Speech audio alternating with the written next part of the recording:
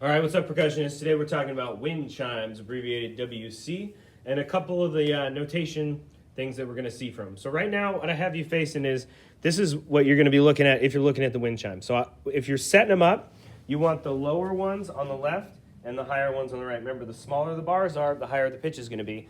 Set up just like your mallets, where the big bars are on the left and the small bars are on the right, because we're always going low to high. Okay, they're really only going to give you two things for these wind chimes. They'll give you a low note, and that would mean you would start on the low side, or a high note, and that would mean you would start on the high side. So for this first one, and usually these are the square and X notation, but you can see regular notes too. So this is going to be 4 beats of us going up, and these are glissando marks. Glissando. And what that's going to mean for wind chimes is we're just going to go up. Okay, now we don't want to go up violently, right? I won't do it because it'll take forever for it to stop. But we want to go up pretty smoothly. Okay, so for 4 counts, this is going to go from low to high. So ready, go. 1, 2, 3, 4. And then let it ring. We're pretty much always going to let the wind chimes ring. I'll talk at the end if we need to dampen them. But you're going to take that one finger and you're going to go, if I'm going up, I like to do it with my thumb. If I'm going down, I like to do it with either my pointer finger, my middle finger, or both. Okay, but it's really smooth and steady. You're just brushing past them. It's not violently like that. So we just want a nice smooth, and just brush them so they bump each other. Okay, the second one, we're going to go now from high to low for 4 beats. Ready? Go. 1, 2, 3, 4.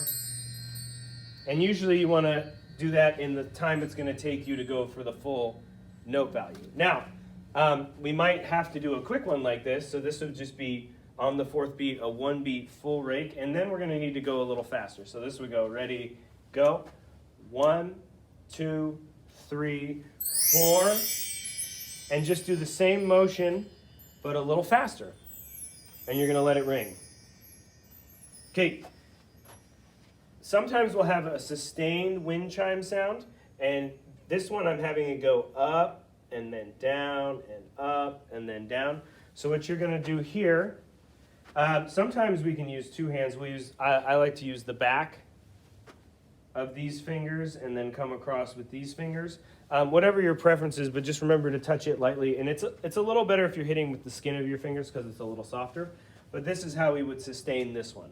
So I would go 1, 2, 3, 4. And as soon as I finish, I bring the other hand. 2, 3, 4. 1, 2, 3, 4. 1, 2, 3, 4.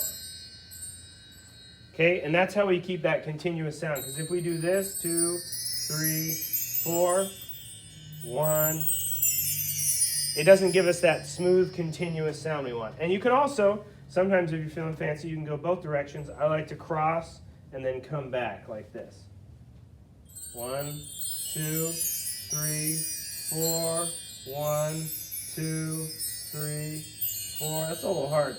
But it's a little bit up to your artistic choices on how you want to get these going. But again, it's really smooth, and we're always going to let them ring. Now, if we need to dampen them, you have to do it really softly.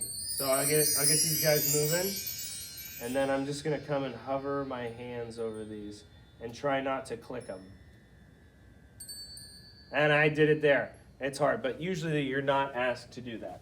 So that's how we do the wind chimes, continuous sustain, if we're just doing 1 up. But the big thing is we have low one. If they ask us to do it low and go up, we start on the left on the big chimes. And if they ask us to go high and come down, we start on the small chimes. Lovely instrument.